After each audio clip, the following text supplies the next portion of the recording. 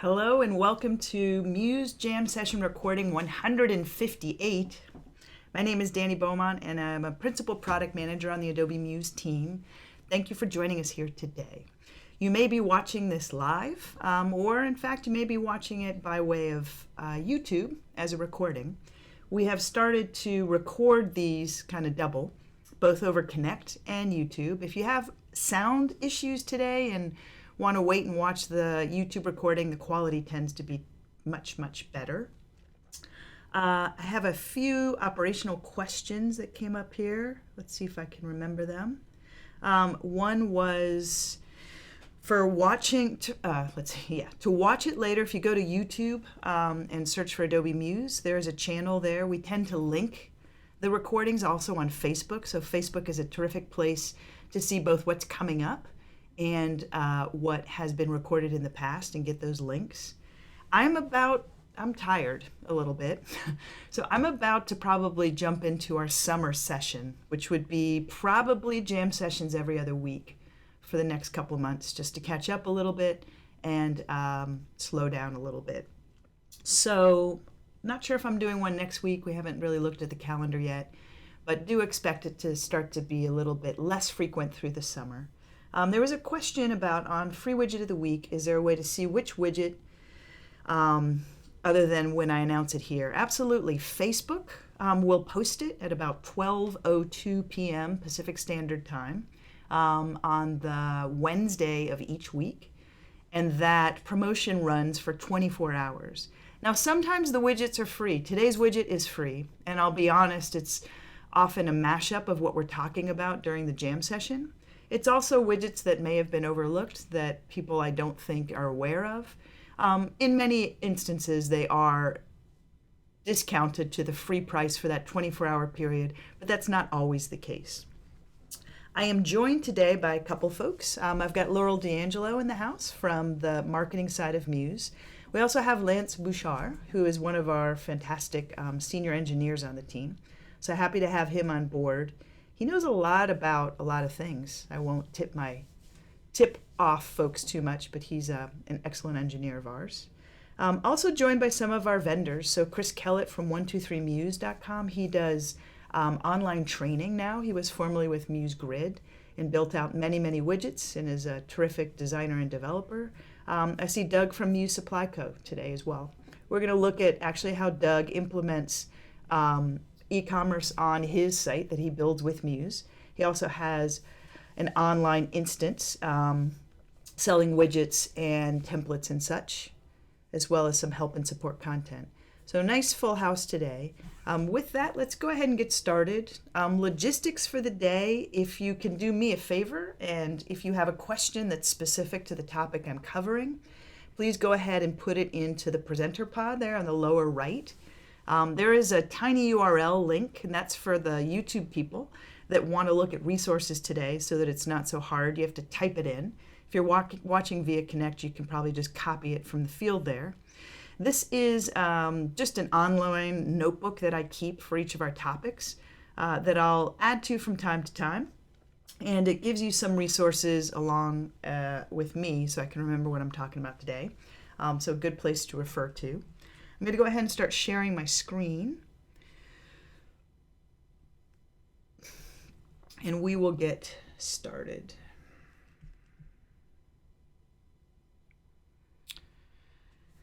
All right, let's go ahead and start with the resources a bit. So as I mentioned, there's that tiny URL. I've restated it here if you didn't grab it real quickly there. But these are gatherings that I have. Now, I have to be honest, we're probably going to be joined by definitely the Equid folks that deliver an online store. They're terrific supporters of Muse. There may be some folks there that join in the session today. We're also going to look at Shopify. And again, what I was going to say, to be honest, is you only know what you know. And as a product manager, I do a lot of presentations. I personally have spent time with Shopify in the last months. So I'm probably going to default to that a little bit more, but that's why it's terrific to have some of the vendors on board here. Muse Themes has generously donated their free widget for Equid. So Steve Harris, they have familiarity with Equid. There are links that I have here. So the free widget of the week is the Equid widget from Muse Themes. And there is some documentation for working with that specifically. Equid, as I mentioned, also, let's go ahead and bring this up. They have a page on their website that's dedicated to Muse. It's always fun for us to see that not only do Muse users start to understand the power of Muse, but some of the partners that we couple with understand the power there. So this helps step you through how to integrate Equid into Muse a little bit more. I've also given you some tutorial links a little bit more as well. So if you go to YouTube or some of the individual vendors that are producing the widgets that we'll talk about, they're great places to actually get more details for how to integrate the work. Let's see. Let's go ahead and go to the directory as well. So although I'm going to play with a few of the widgets here, the thing that you want to step back and think about is that depending on what your needs are for that particular venue, there are different options available to you. So what I've done is just gone to musewidgets.com and I put in a search for e-commerce. You can also put in store or shop, and it brings up some good hits. I want to step back for a minute because actually in the chat pod there was a question for the presenter that spoke about integration with Adobe Business Catalyst and Muse. And are we ever going to do more there? What's the story? I will give you my opinion. It's not necessarily the entire opinion or formal opinion of the Muse team, and I'll take maybe 3 minutes on this topic and then we'll move on. But I just want to put a little perspective. So for myself personally, I was on the Dreamweaver team. I was on the web team at Adobe because I'm kind of a career product manager. And at some point, probably 8 or 9 years ago, we looked at back-end databases driving websites. And we went shopping and we went and bought Business Catalyst explicitly to try to deliver that to the user base. And Business Catalyst has its role within the web development portfolio. We also, I am not a coder. I do not do HTML or CSS. I grew up in kind of desktop publishing. I understand the value of web design. I was a product manager on Fireworks for 3-4 years, and during that time learned a lot about the web, also on the Dreamweaver team. But I'm not a coder. And when you work with a tool, a CMS, I don't care if it's WordPress, Drupal, Joomla, or Business Catalyst, it's a very intense experience. And our initial hypothesis had been that using Muse to drive website designs to a platform like Business Catalyst would be the answer to all of the questions that were out there. I think what we learned is one fundamental golden rule, which is your customer is always right, which is why you as our customer, for the Muse team, we do listen to what you say and we do try very hard to accommodate your requirements. But you as a designer, your customer is always right. And the thing that I'm really struck with is there are some fundamental tenets about the web. There's the idea of static web design and then dynamic data that is injected into a page with content. The simplest metaphor or the simplest integration example I think that makes huge amounts of sense is a map, for example. You can build a website, you can preview that website in Muse on your notebook computer. The entire Google Earth mapping system does not climb onto your computer and set up shop. What happens is very, very fast queries go from your web page to the Google servers to generate mapping detail that quickly gets handed back to that web interface. So I can get driving directions from pretty much anywhere in the world to anywhere else in the world without heavy lifting. It's a very thin client that queries a back-end database. That metaphor has exploded on the web in the 4 years that I've been working on Muse. And because your customer is always right, and your customer is honestly usually your weakest technical link, you can go to Katie's Cafe and say, hey, Katie, I'm going to teach you how to use the Business Catalyst blogging engine so that you can update whenever you have a new cake that you're showcasing. I may be able to train up Katie's staff on Business Catalyst, but you know what? Katie doesn't pay an incredible hourly rate. So she's only as good as the kid or the retiree or the part-time worker that's running the back-end system for them. So what I've personally learned is that when the customer is always right, If you as a Muse designer have the flexibility to perhaps choose a back-end blogging engine, choose an e-commerce engine for your client, that's great. You can pick the one you're most familiar with, the one that you know will fit their world. But quite often you inherit what they've already done. Where do they host? They host on GoDaddy. Great. That's fine. I can publish to GoDaddy.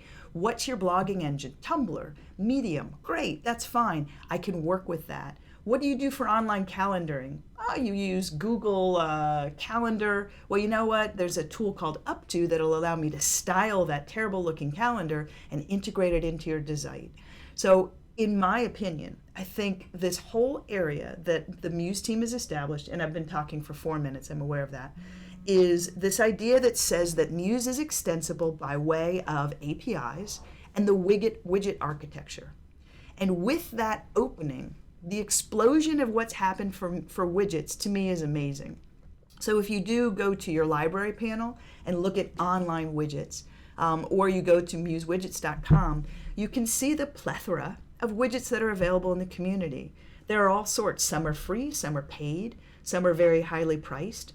But competition breeds excellence, and you users know the most about what your end customers want. And by working with folks like Chris Kellett, Steve Harris, Ali Pordelli, Doug at Muse Cargo, Muse Supply Co. Sorry, buddy. These are all folks that work with us to extend Muse so powerfully by way of these APIs. So what I would argue is you probably don't, if we had nothing else to do and could take 100 engineers and put them onto Business Catalyst, we could tightly couple it with Muse. But that would only be a fraction of the overall world that we're working in. So my goal right now is to go ahead and convince you a little bit about that by looking more deeply at online stores and how the integration of e-commerce works. So since Doug gets to be featured a little bit today, I'm going to go to Doug's site. So it's Muse Supply Co. To be honest, we got to come up with names that we can all remember because it gets a little hard. Muse Supply Co. is one of the newer, established in 2015, newer partners that works with Muse to help support and extend the application. And this is a very nice site. It's built in Adobe Muse to some extent, but it's kind of tricky to kind of understand a little bit here, and I kind of want to use this as an example, and I have some other sites that we'll click through. But I've got a site that's built in Adobe Muse, and if I come on into any one product, let's say I go to e-commerce products from Muse Supply Co. What subtly just happened there is I switched from Muse to Shopify in this example. If you look at the URL, I've got musesupplyco.com. If I go back a step, I've got musesupplyco.com. Let's just look at this. There's a subtle thing here, musesupplyco.com. What happens is he's got two different URLs. One he publishes directly within Muse, and the other is his back-end store. Now, what Doug did is put in some good time and effort. In this, you need to be skilled or hire a buddy to help you out to skin and style his store so that it looks very much like his main website. So these are two different platforms. It's a little heavier lifting with Shopify to skin and style the site to look like your live website. But what this allows you to do is optimize your e-commerce component and optimize your Muse world. So here I am on his store. I can pop in and look at a particular product. So I'm still on his store. Notice how I'm in collections here.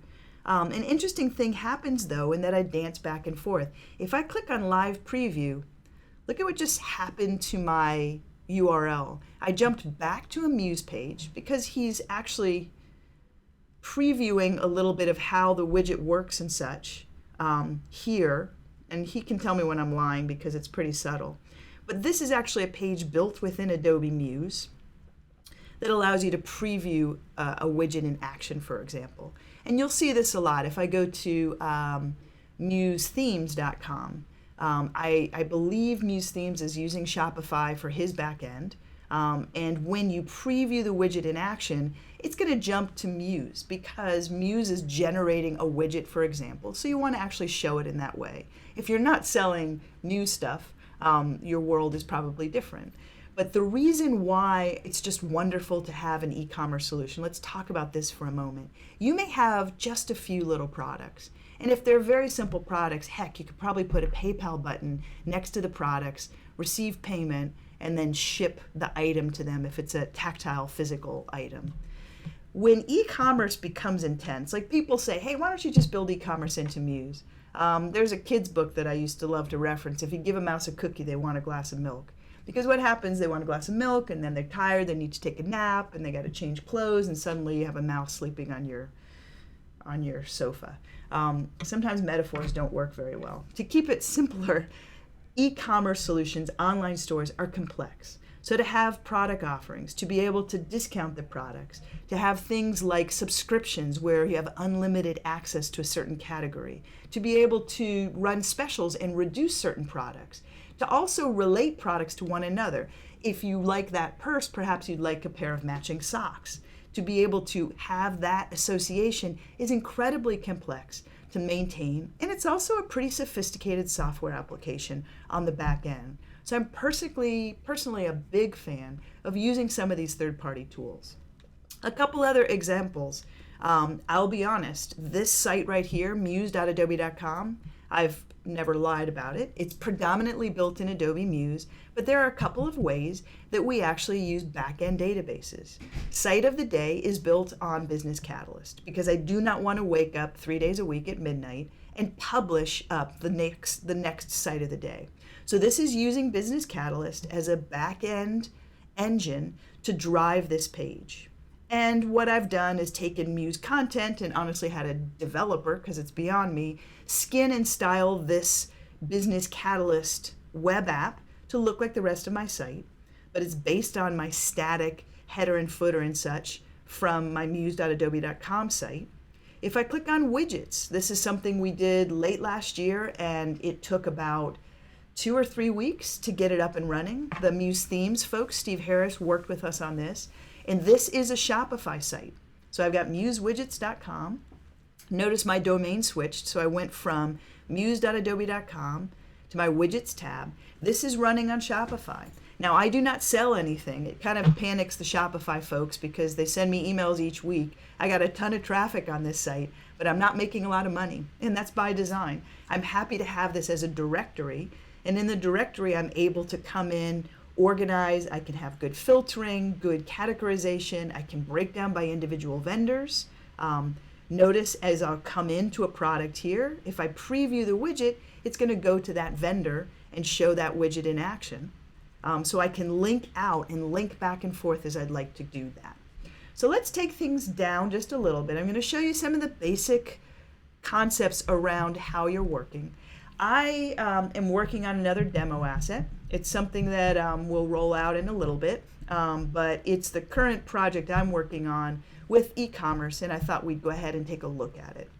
So let's go into the world that I live in, which is with Shopify and the directory. That's the most familiar thing I have in my life. And I'm going to show you a site that I'm using to tie the two together. So before I do that, let's make sure nothing terrible is happening. I've been kind of glancing at chat. It seems like you people are good. Okay, no big screams. I think we did cover that with Doug a little bit. So there's a question here. How does the Equid widget differ from just putting the code on your site? Excellent question. Let you guys keep chatting there. I'm going to go back here and here. So I've just kind of killed this off a little bit, just thinking real fast to myself.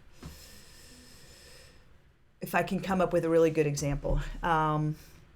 There is absolutely usually no difference between a widget and embed code. And I'm just going to go through the motions here. I don't have, I can't go digging too deeply here.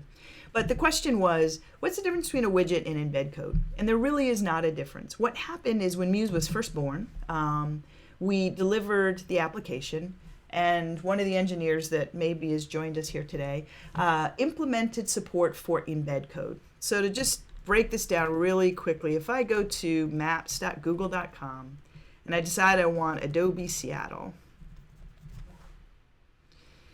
and I want to give directions to Adobe Seattle, I can come in here to share or embed a map. And notice I can get some embed code here. It's delivered as an iframe, and I can come in and make some changes here. I could customize my map and decide I want it to have certain attributes. Maybe I want it to be 800 by 400. But eventually I'm going to grab this embed code and copy it. And I'm going to come back into Muse, and we're just going to grab a brand new page, and I'll come on in and paste that onto the canvas. Okay, so here's my rendered map, and if I preview it in the browser, I can interact with that map. You'll notice I get kind of a little bit of a moment. See that little spinning wheel? That is because Muse really has no idea what's going on here. It's like a window. It's an iframe on the design canvas, and brilliant engineers are doing a really quick query to go look out there and see what this embed code is embedding to attempt to deliver a thumbnail preview of this code. I can come in and make changes to the code that will render it differently. And if I make those changes, you'll find sometimes with this type of a component, I need to drag the edges of the window to sort of force it to go query that database and come back with an answer for me. Now, it can be a little finicky, and sometimes you won't see it render. Sometimes the best way to see it render is to select Preview Site in Browser and come in and actually preview the actual embed code. Back when we did not support MooCows, Muse Configurable Widgets, this was the methodology we used. And then shortly after, brilliant engineers that perhaps are here during this session came in and added contact or maps, for example. So if I go to this social section here, all of these widgets are examples of widgets that pull embed code dynamically into the site. So in this example, I can come in and drag this thing on the canvas. It's using some backend XML, HTML, JavaScript, whatever that developer might have put into the widget to have good, clever answers here. But this allows me to just come on in here and say Adobe Seattle and affect some of the changes there, and boom, I get a rendering of that map. So the idea is if you want to learn about making widgets, there's lots of documentation. GitHub is the place to go. It's much more developer focused, and there's a nice community evolving there. But there really is no difference between the two. The difference is that as a user, let's say you go to the Facebook embed button or the Facebook like button.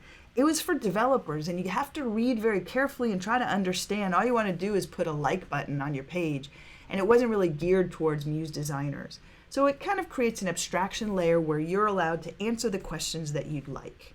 So let's get back into the e-commerce world for a moment. I'm going to come on in, and I have a number of widgets that we're going to play with today in a beautiful store here.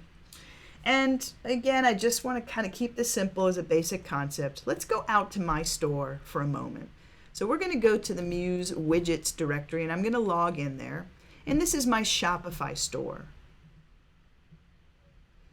And I have a number of products. This is all of the widgets that are out there. So if I come into products, we've got a lot.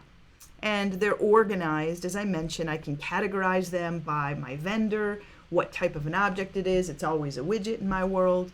I could have items in stock or not in stock that really doesn't relate to the directory that we're working in. But for any one of these items, I've gone in and defined certain attributes.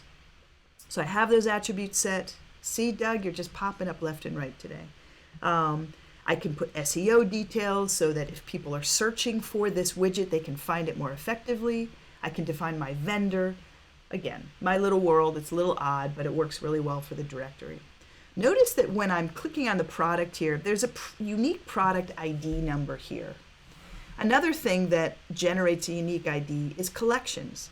So if I wanted to, as I mentioned, I'm sort of playing with a demo site, and it's about a rock and roll band, the Nomad Dreamers. And the Nomad Dreamers have 4 little albums here. I can't post this up yet because then everyone will see albums in the middle of the directory. I'm just playing. But I have a number of items and I've created a collection for those items, and that collection number lives right here. So let's go in and play with just a few of these attributes. I've got products and I'm in my site and I want to work. Let's even go into the Nomad Dreamers site a little bit. So I'll close out this empty site. I'm going to come into Nomad Dreamers. Now this site is going to be a demo that just shows a lot of different widgets. The goal is not to put any of the Muse widget developers out of business. It's to just more broadly let our users understand this exact concept we're focusing on today. How do I integrate widgets into my design? So in this little rock and roll band example, I've got these nice images that are showing off the albums, and I want to be able to sell those albums. So I've got a purchase here button. Now there's a couple ways I can do that, depending on what I'm after. I'm going to come in and grab, let's just take, you notice I've got a Shopify product icon here that I'm going to press and drag onto the canvas. So what happens is when I drag that out, there's certain questions are asked of me. What is the name of my store? Now, I'm sorry, I'm working on a store that seems more like a store, but at the moment it's the Muse Widget store. But in there I can come in and select the title of my object. So let's say I wanted to show just one product. Let's go ahead and dance with the devil because life is short.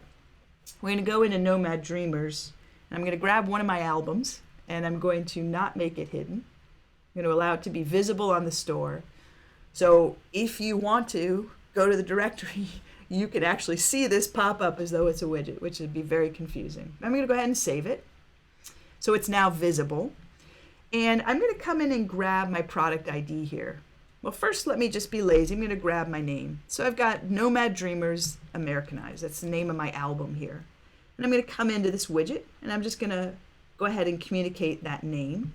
So Nomad Dreamers Americanized. Then I've got web item title.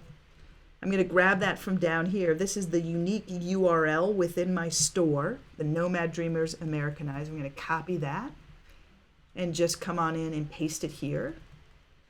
Then I have some options, and this is based on the widget.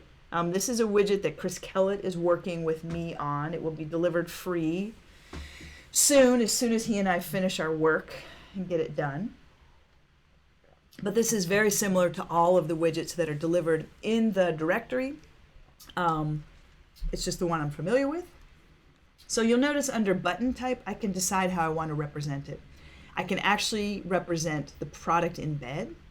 And notice my little refresh here hasn't refreshed. I'm getting a bit of a preview, but I'm going to press and drag my edge a little and see if that Nomad Dreamer guy shows up. Probably not there yet, so we're going to remain hopeful that I haven't made a typo here. I can come in and choose to just show the buy button,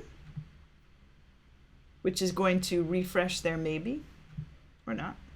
Let's see. Let's go on in. Get rid of this beautiful little graphic and just put it right here. So this is best practices when you're doing this. What we don't want to do is keep querying every container you put on a page to the point that you are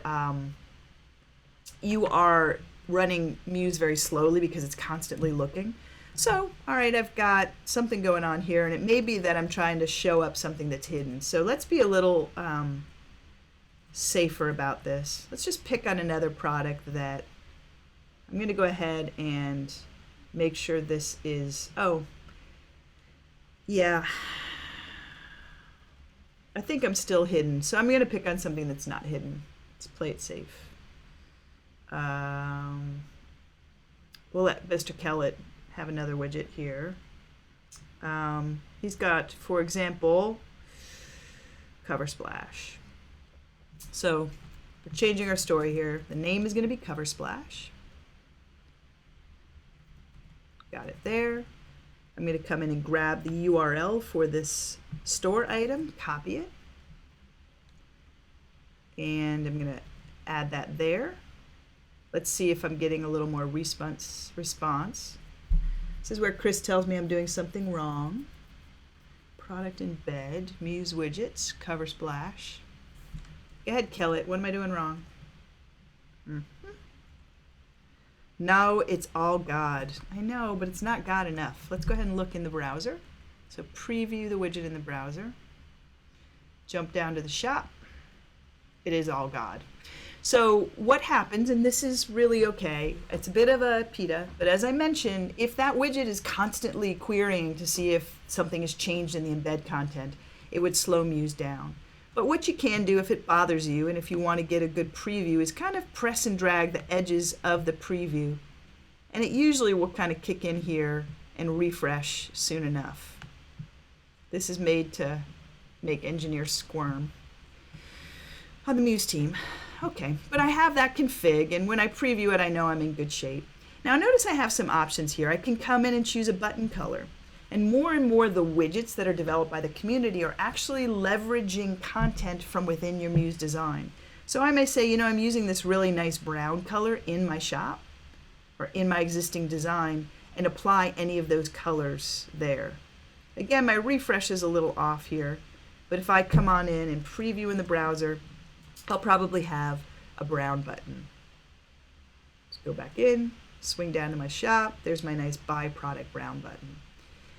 Now, depending on the design you're doing, this may or may not be optimum.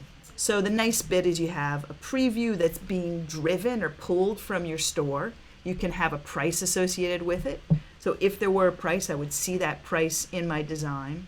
But the downside is that you're kind of, let's look at that one more time. From a design standpoint, you're kind of chained to everything that's linked in here. You can control the fonts, you can control what this button says, you can control where the button takes you. Now, as we know, the Muse widget directory doesn't really sell anything, so I have a cart here, but when you go to checkout, I don't have checkout enabled because I'm not selling products. But you'll notice when I clicked that buy button, it took me into the cart, and I'm able to see other items that are already in that cart.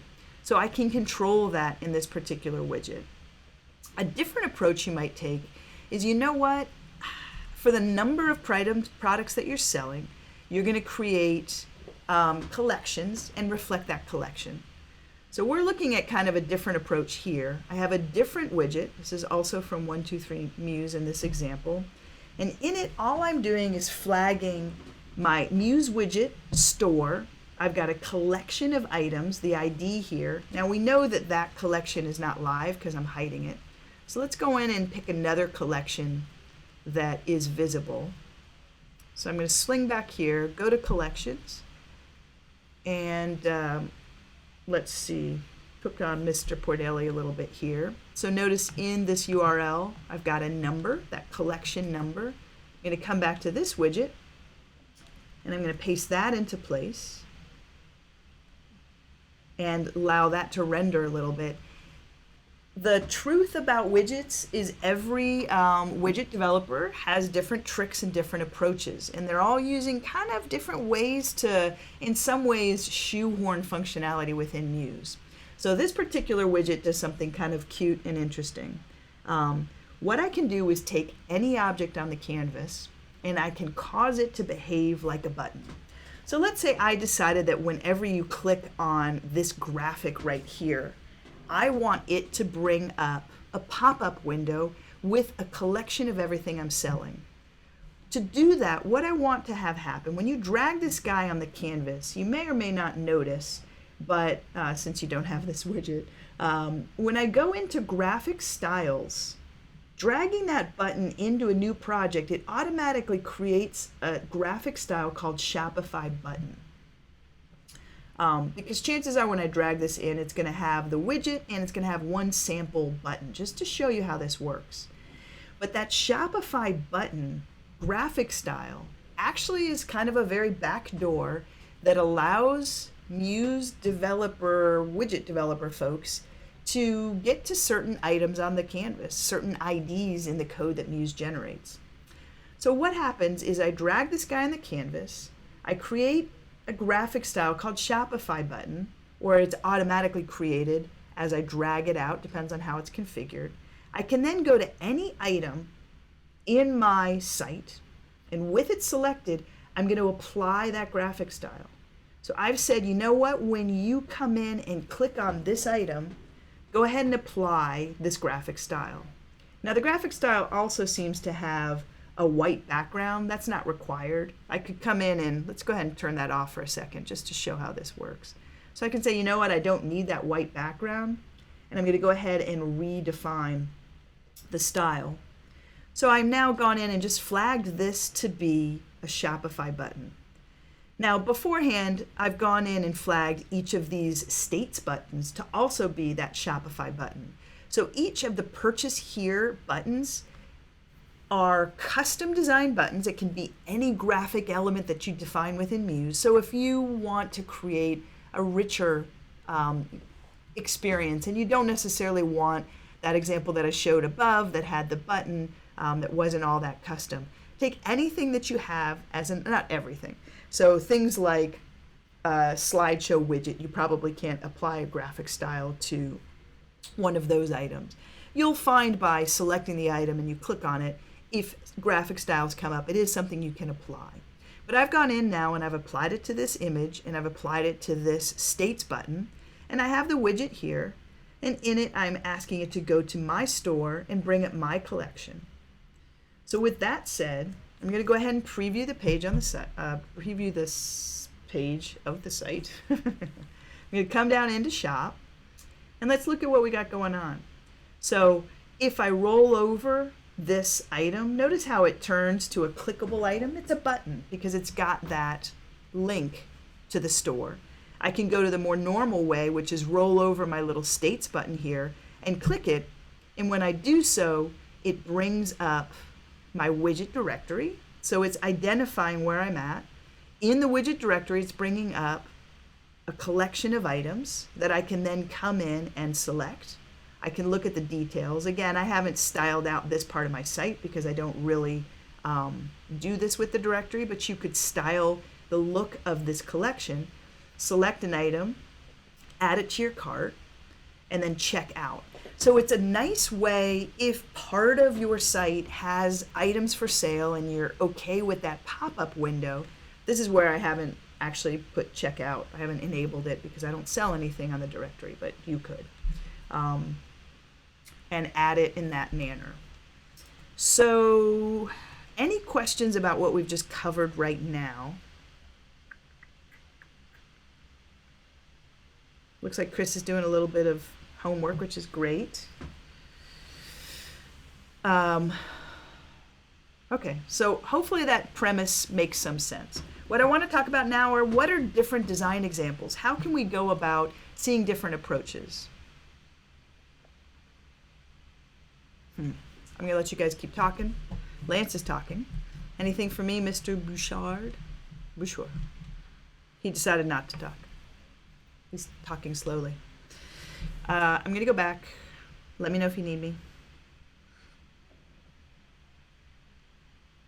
I'm reading. Okay, is it possible to create the same yellow rectangle like here? I don't know if I can get to this. The person who put the Themesa link in there, can you put it into chat so that I can click it?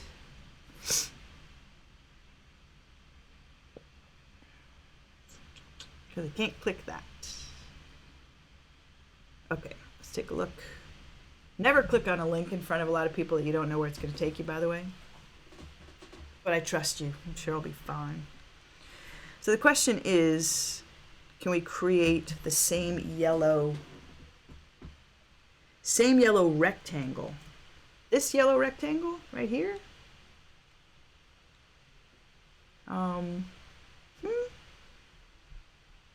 Color me confused. So I need a little bit more information about what's interesting. This is a yellow rectangle. This is more of a responsive site, so you'll notice it's resizing, but it could also just be a pinned yellow rectangle on the right, but I'm not clear if that relates to what we're doing here. It's probably maybe a general question. So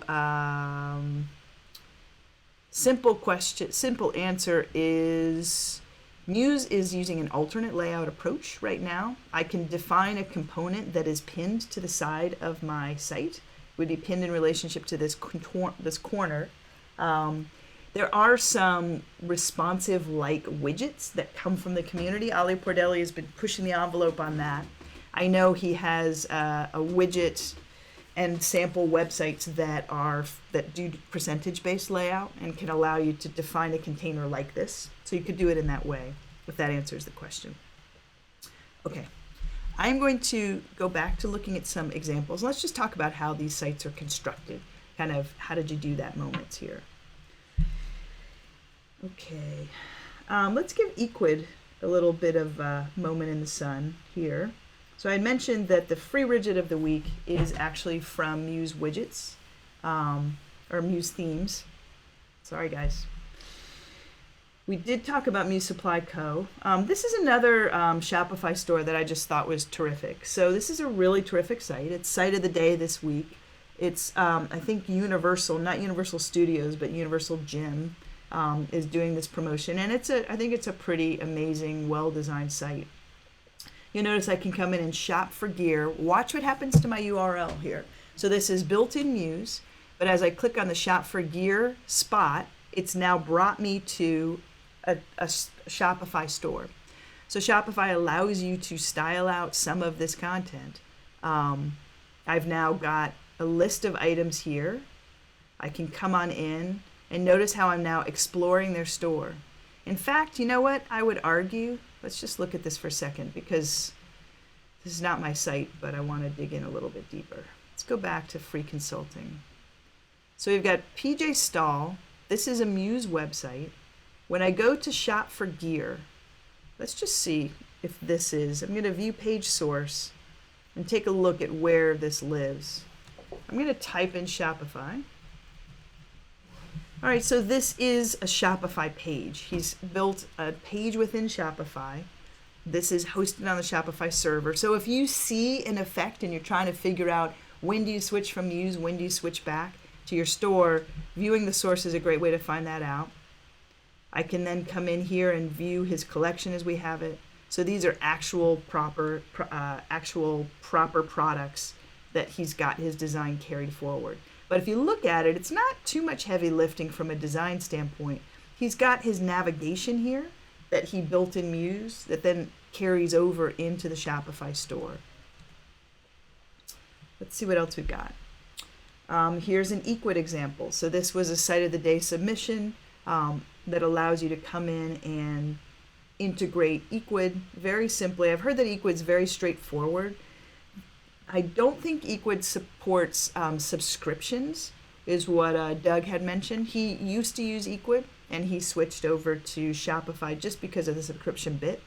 But it's very easy, I think, to quickly set up a store and be able to have products. Again, the design quality is based on your design skills, but you can have that shop open up and get established pretty quickly. There's also, if you want sort of a leaning bus a little bit, there are some templates that are out there. I've given you some links. I found 2 or 3 different showcase sites that talk through, a couple dozen e-commerce Muse design sites on ThemeForest and such.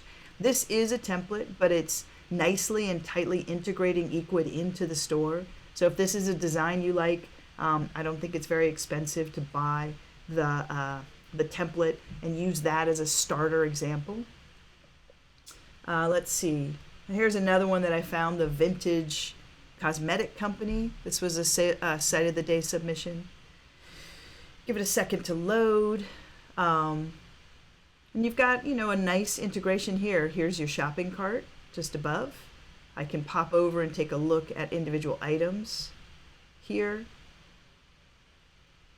Again, predominantly built within Muse with this nice integration from Equid. So here's my products. I haven't studied the URLs here to see when we're switching and how we're switching. But chances are this is, let's just check. If I go to this page source, my hypothesis is this is still a Muse page, but let's just see. If I go in and type in generator, nope. Let's try it again. I'm going to find Equid.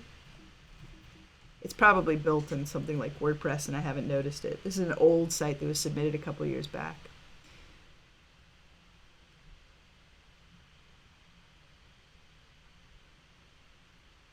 All right, I'm gonna keep sniffing, but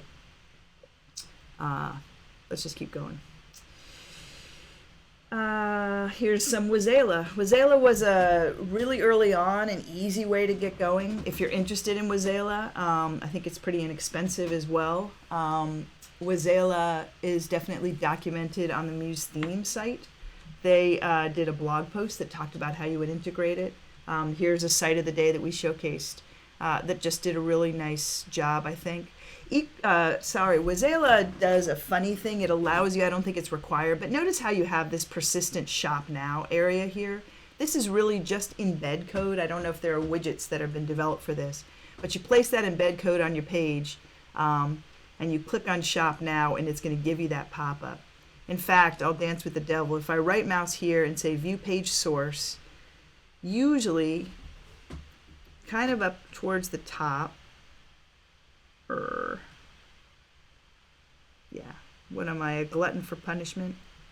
I think if I grab this code right here, no, I'm not going to do it. It's very easy to embed it. I've done it before. You just drag it and place it. This is their example store you can take a look at and then create one of your own custom stores. Let's see, a couple other examples worth looking at. The Office of Santa, obviously a bit of an older example here from Christmases long ago, but we've got the ability to come on in. We've got a Muse design site. Now, it's always a balance, I think, when you look at what you can do in your store and what you can do in Muse. In some ways, if you're like me, it's easier to build out your store because it is a CMS and it's a little more complex, and then adjust your Muse design to fit your limited skills in store creation than the other way around. I can come in here and easily, you'll notice now, watch the URL, I've got Office of Santa order now. So I'm staying on Muse. I think this is an embedded store in this example, and it's just embedded here in a pretty reasonable way. I can come in and go actually check out and such. So it's that pop-up like behavior where I can check out in the store, all within, yeah. Because we're selling letters to Santa, there's no need to actually mail anything. Okay. What else do we have?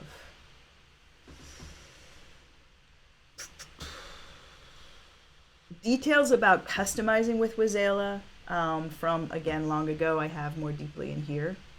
What questions do you guys have? What else can I do for you here? How do you embed a store in Muse?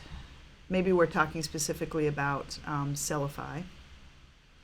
If you're wondering how to do it, so you approach a client and the client says, hey, I'm using X store. Let's say it's Sellify, right? The Google is an amazing thing. So what I always do is, how do I embed my Sellify store on my website? I'm not sure if that's the spelling of this. And if there is not a widget that has been developed, there usually is some documentation for how you can use that embed feature, similar to what I did with the map, to embed it in that area. So just reading about it usually gets you a long way. I do go back to, if you are able to choose the store that you want, come back into the Adobe Muse widget world. So the link that I've given you that takes you through those e-commerce widgets, let's get back to there. This guy here, if you come into the front door, and either, I think we have both shop and e-commerce as a filter tag here.